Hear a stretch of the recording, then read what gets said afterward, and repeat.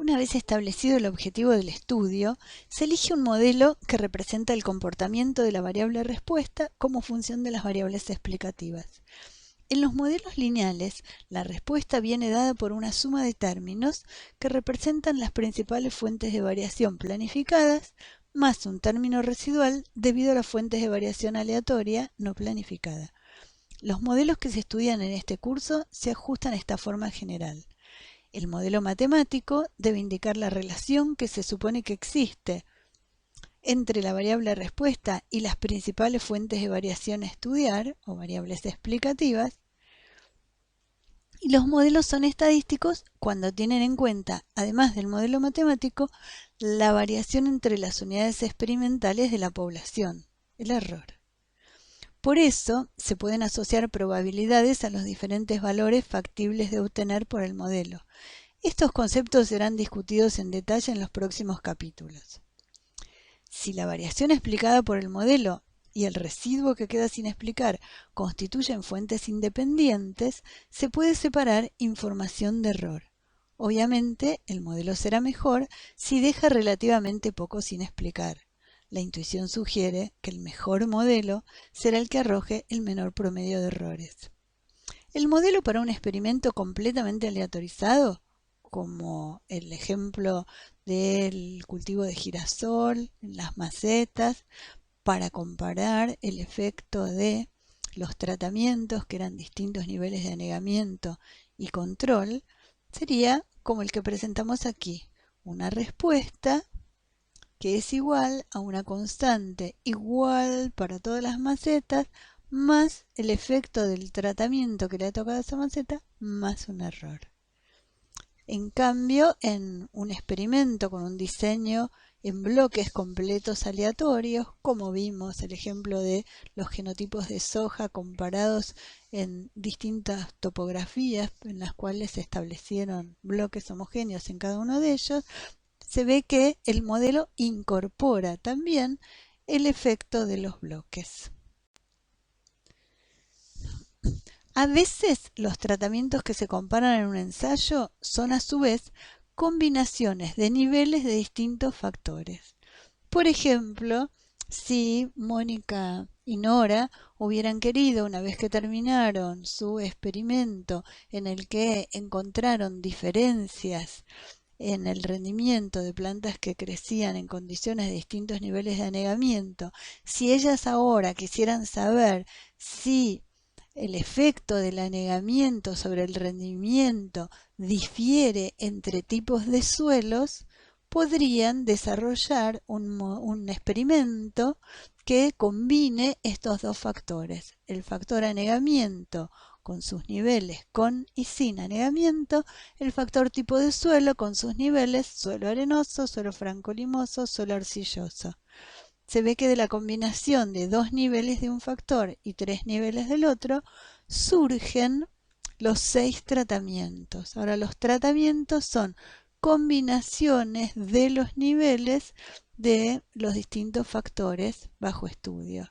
Y entonces vemos que el modelo en este caso permite estudiar el efecto del factor anegamiento, que se llama A, el efecto del factor tipo de suelo, que aquí se llama B, y muy importante, el efecto de la interacción entre A y B. Es decir, si el investigador sospecha que estos dos factores pueden interactuar, o sea que los efectos de uno van a cambiar según en qué nivel del otro factor los estemos comparando, entonces puede poner a prueba con este modelo si esa interacción es significativa. Los estudios de este tipo, donde la respuesta de un factor se prueba a diferentes niveles de otro factor en el mismo experimento, se conocen como experimentos factoriales. Son muy utilizados en ciencias agropecuarias, en ciencias ambientales y presentan interesantes propiedades que vamos a estudiar más adelante.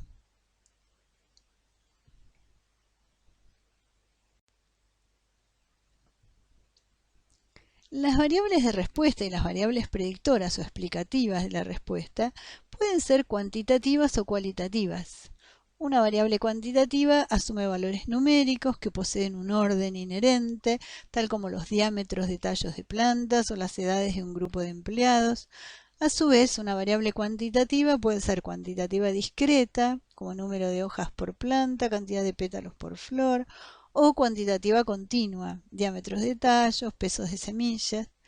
Una variable cualitativa o categórica es aquella cuyos valores corresponden a una u otra categoría de un conjunto de categorías que son mutuamente excluyentes. Por ejemplo, rojo, azul y blanco podrían ser tres categorías alternativas para la variable color de los pétalos. En este curso vamos a estudiar modelos que tienen una sola variable respuesta y que es una variable respuesta de naturaleza cuantitativa. Primero vamos a ver modelos donde la porción explicativa del modelo está compuesta por variables cualitativas, que también se conocen como tratamientos o variables de clasificación, porque dividen a las observaciones en clases.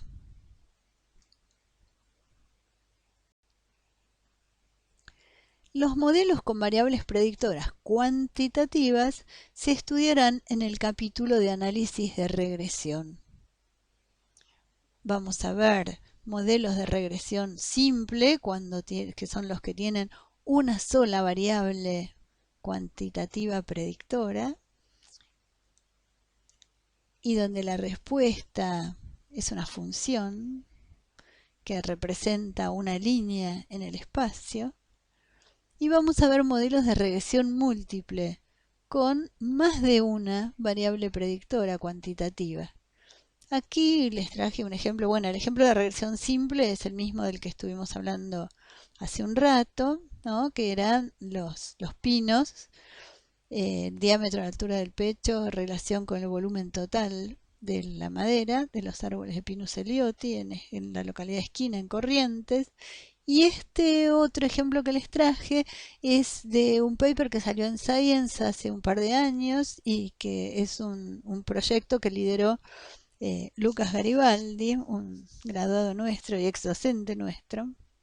Es una investigación que se realizó en 19 países de los 5 continentes, donde los científicos estudiaron la presencia de insectos en 600 campos de 41 regiones con diferentes cultivos. Y el estudio reveló que muchos de los cultivos necesitan de los insectos silvestres para su polinización. O sea, ahora estamos hablando no de los insectos silvestres para embellecer nuestro ambiente natural, que no es poca cosa, sino también involucrados fuertemente en la producción de los cultivos que nos dan alimento.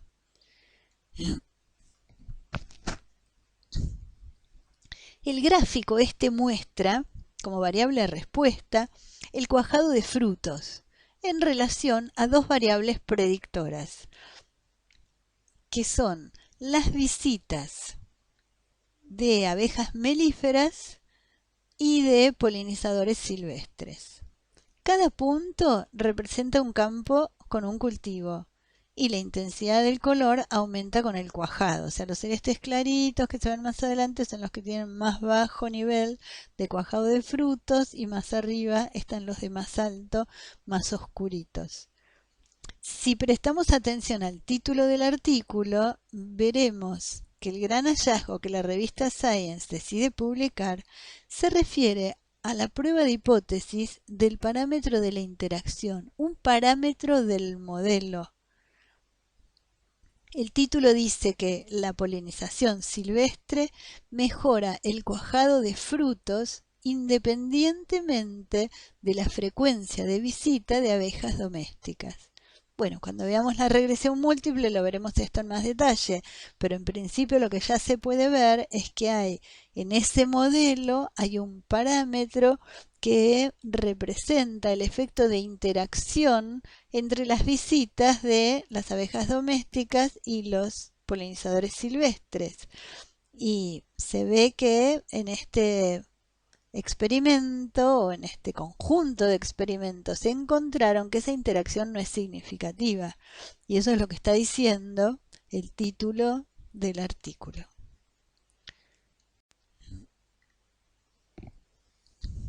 En la formulación de cada modelo deben aparecer entonces los parámetros poblacionales relevantes para el objetivo que impulsa el experimento, ya que el procedimiento que permite contestar las preguntas de interés es la prueba de hipótesis referida a los parámetros del modelo. De esta forma, el modelo estadístico vincula los objetivos del estudio con el diseño del experimento y con el análisis de los datos. La estimación de los parámetros que caracterizan a la población de referencia permite evaluar la evidencia que proveen los datos respecto a las predicciones del investigador. Y claramente los objetivos del investigador surgieron del sistema real que él está estudiando y las conclusiones de su estudio deberían regresar a ese sistema. En esta clase entonces estuvimos recorriendo las motivaciones para experimentar, hablamos de hipótesis, predicciones, los problemas de información incompleta y variabilidad en las respuestas que motivan el diseño de los experimentos. Hablamos de los aspectos a tener en cuenta al planificar los experimentos. Hablamos de las repeticiones, de unidades experimentales verdaderas, de tratamientos. Hablamos de tipos de experimentos manipulativos y mensurativos. Hablamos del control de la variabilidad a través de bloques o covariables. Hablamos de repeticiones y de población de referencia a la que apuntan las conclusiones de nuestros estudios. Y después presentamos al modelo como síntesis de las preguntas del investigador. Hablamos de la partición de la variación entre fuentes planificadas y error. Hablamos de parámetros poblacionales.